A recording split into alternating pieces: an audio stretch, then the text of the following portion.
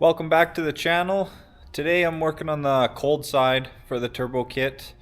I've got the intake set up here that I need to do a little work on first before I start. I decided to go with, this is a TrickFlow R series EFI intake, single plane, and then just a Holley 4150 elbow. The throttle body is a 92mm from Performance World, and then these are TrickFlow rails. I was deciding between the high ram from Holley and doing a single plane with an elbow, and I decided to go with the single plane. The high ram wasn't in stock when I went to order it, and also the hood clearance was one of the things I was concerned about. With the single plane and elbow, the highest point is kind of right in the middle of the engine, whereas the high ram, the tallest point of it is all the way at the front, so it comes in contact with a lot of cowl hoods. Even like a 6-inch cowl hood sometimes isn't enough to clear it, and I really don't want to put a hood that big on this car, so I decided to go with the single plane. This intake does have a fitment issue, not because of anything TrickFlow did, but just with a lot of these heads that are cast with this lip on the top.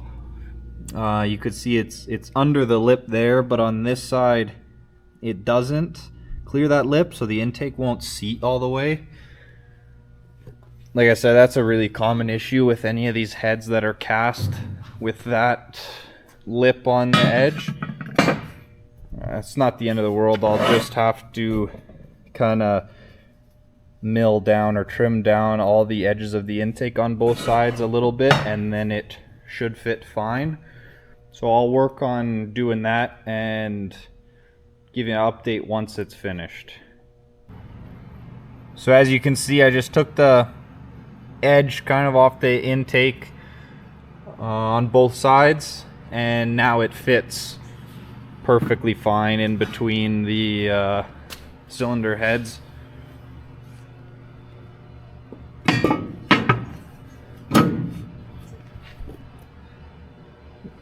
It's sitting right down flush, and there's a little bit of gap all the way around.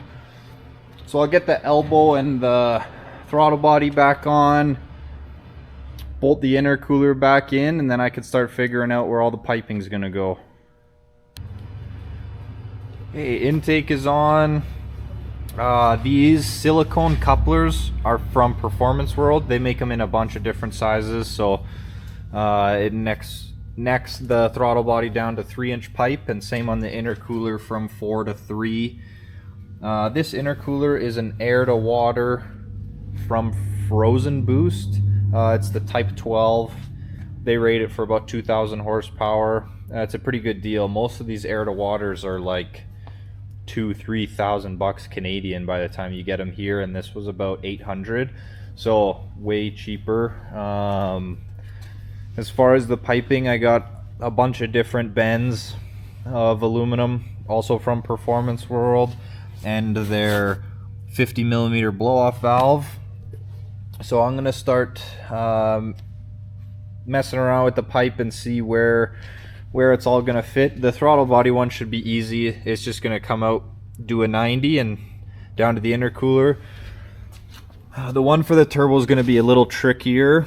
I do have a clamp and a reducer from Vibrant on the turbo. Biggest thing I'm worried about for clearance is the balancer. It's not huge and it doesn't stick out very far, but I gotta try to keep this pipe as far to the side as I can so that I don't run into any fitment issues with the balancer. Everything else should be pretty straightforward up front. The only other accessory I really need room for is an alternator, which will most likely mount it up high here off the motor plate, so the piping for the intake shouldn't get in the way of that. I'll start cutting and fitting some stuff, and once I get an idea of where the intercooler piping is gonna go, I'll give you an update. Okay, the intercooler pipe for the intake was really straightforward. It was just two 90-degree bends. I didn't even cut this one at all. And on the bottom I just had to cut about 6 inches off the end and trim a couple inches off this side, and they fit fine. The one for the turbo was a little trickier, so I had to mess around with a bunch of different bends, but I've got it to the point where this fits up really good into the turbo. So I can pull both of these back out and weld them now. I have almost no experience welding aluminum. The only aluminum welding I've ever done is the tabs for the intercooler, and it turned out okay, but I've got all these offcuts from trimming the tubes, and I'm probably just going to prep these and try to get the settings dialed in on the welder, and you know, practice 4 or 5 joints on them and make sure it's set up good before I weld on the actual intercooler pipes, because I don't have spares. So if I mess them up, I have to reorder aluminum, which I don't want to do. So I'll get practiced up on that aluminum and update you once I've got these finished.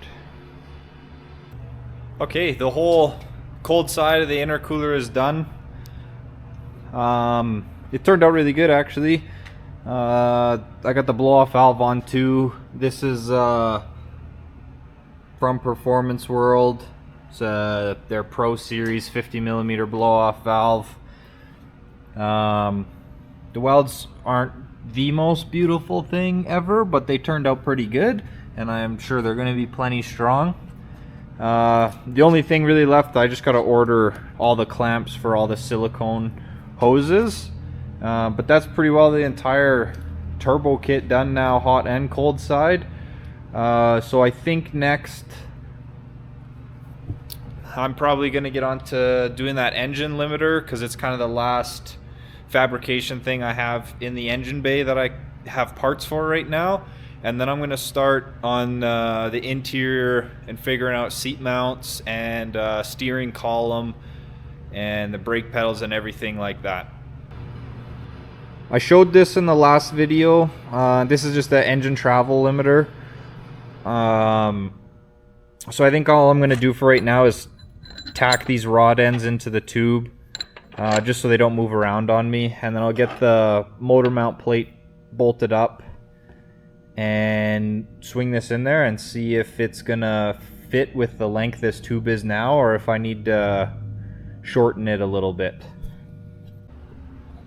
Okay, so as I mentioned, the little aluminum plate bolts on just to the factory motor mount spot, and then the tube with the rod ends bolts on to this little pivot that I can tighten down from the top that goes through it. And I kind of lucked out, because this is about the perfect length to go right back to the factory frame rail, and I can weld the tabs on there. It's got lots of room for the starter. That shouldn't get anywhere close, and it's nowhere close to the oil pan. So I don't need to modify this any further. I just need to get those tabs welded to the frame, and I'll probably do that whenever I pull the turbo kit out and get the headers out of the way.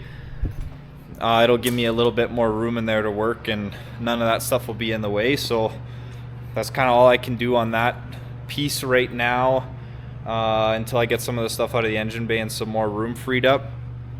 The other piece I forgot about that needs a little bit of fabrication work in the front end is I'm gonna remote mount the oil filter.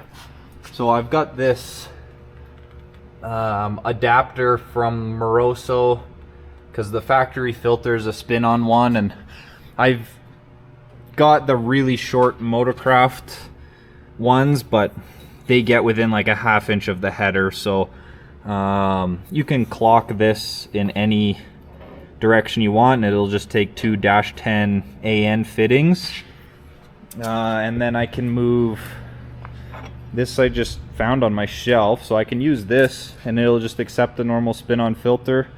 I'll change these fittings out and put some AN fittings in this as well. So I just gotta build a a little tab with this 3-bolt pattern, and probably gonna mount this just right out here somewhere, and then the filter will be really easily serviceable, and it'll be far enough away from the headers that it shouldn't create too much heat. It'll definitely be a lot less heat than a normal spin-on. And then as far as the lines go, I'm still thinking my alternator is going to get mounted down here, but I need to wait until I have this engine together to see where the balancer ends up and what size of pulley I can put on it. So my best bet right now, I think, is I'm actually going to keep this oil filter adapter facing the back, and I'll have the lines come out around the K-member, and then I can tie them along the frame up to the oil filter, and I'll probably have to wrap them in some heat tape or something. But yeah, I'll get a pattern traced up for this and get a little bracket made and welded on the frame rail here. Okay, there's the little bracket done for the oil filter relocation. Really simple, just kind of traced the outline of the bracket and drilled some holes in it and got it welded on the frame. And then, like I said, I just got to put some new fittings on this, but it'll mount right there and it'll work perfect. Get the oil filter away from the headers. Like I mentioned, I got the fenders and the doors off the car just to make it easier, because I'm gonna move back inside now. And I just have a few things to tidy up in here still. I gotta finish welding the subframe connectors into the floor pans. A couple of these plates need to be finish welded onto the rocker panel. These plates go into the rear, kind of near the torque box area. Those need to be finish welded. And then I can start figuring out the steering column and pedals and seat mounts. I'm gonna have to build some seat mounts and kind of get creative there, but for now anyway, like I said, that's the whole turbo kit is finished. Yeah, it came out really good. That's my first time building a turbo kit, and I'm pretty happy with it. A few small things I'd change, but it should work really good for what I'm doing. So thank you for watching.